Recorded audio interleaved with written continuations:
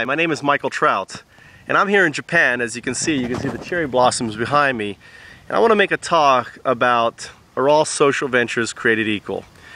And I'll give you the answer. The answer is no. And it's important for you to understand that there's I think a lot of ambiguity and misunderstanding of what a social venture is. Now, as you may know, my background is in nonprofit administration and management, and I've been involved in nonprofits, for a good part of my life. I founded one of the largest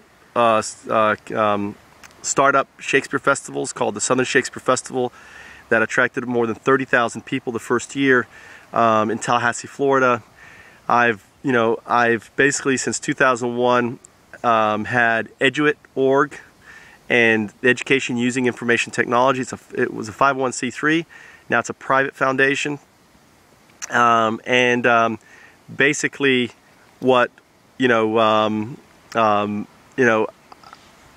also I went and raised money for nonprofits as a strategic capital campaign director with National Community Development Services that specializes in helping nonprofits. Now, social ventures is something that is relatively new, and what caught my curiosity was actually an article about Soap Hope and what he described as a social venture and an initiative to end poverty with creating basically a $1 billion fund. Really caught my attention, and it really got me thinking and about merging the two together and creating something new. Because see, nonprofits traditionally existed as a safeguard against abuse. Now, you've got to understand, to get your 501c3 status to raise money from the general public, there's a waiting list now of 2 years. So, Japan crisis just happened. We want to start up a nonprofit to help Japan. 2 years. You see the problem in that? Major problem. So, the answer is really the social venture. The other thing that you have to understand is that we now have technology and the ability to be 100% transparent. Transparent with our meetings, transparent with our real-time accounting, transparent with, our messaging and everything else. I'm a very transparent guy. I try to do everything online. I even got into trouble because I posted emails between myself and someone else that didn't appreciate me posting the emails, and I pointed out, well, one is you didn't have anything in your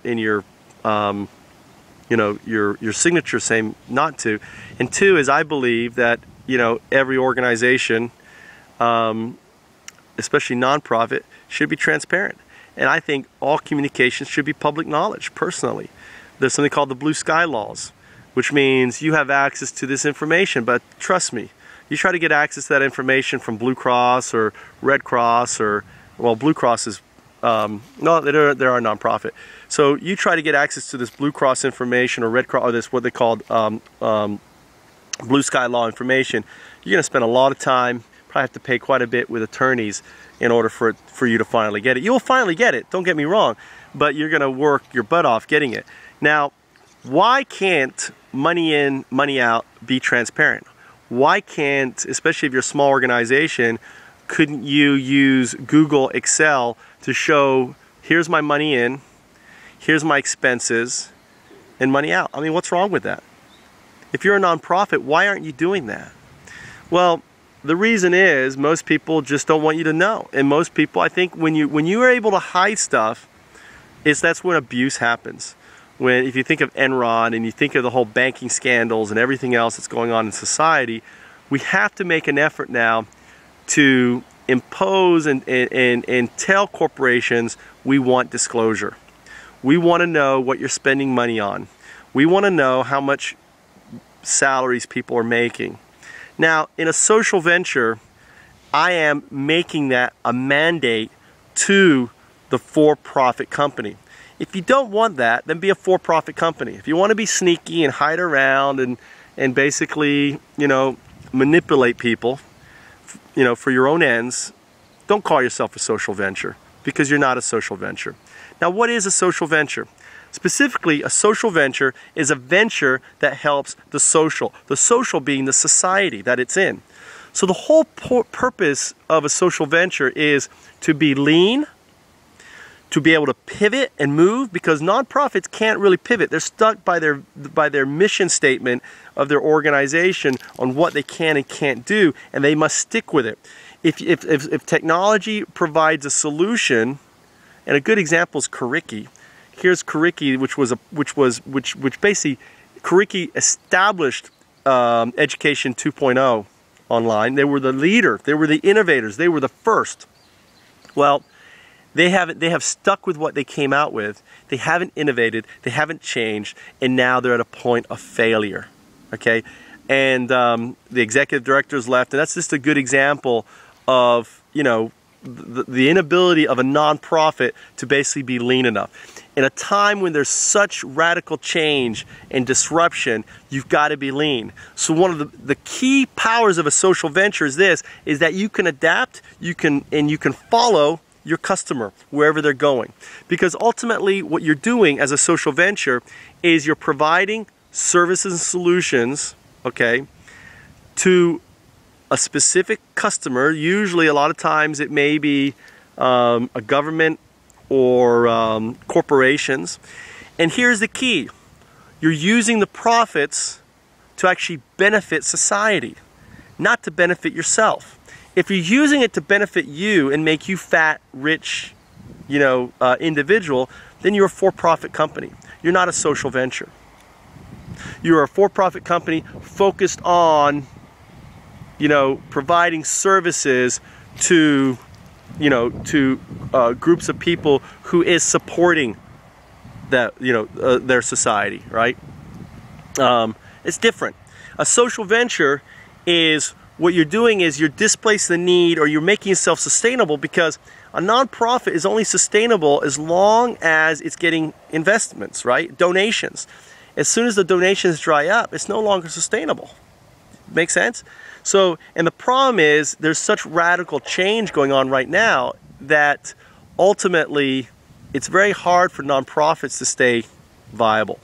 Now, I believe social ventures are going to displace and make nonprofits pretty much obsolete.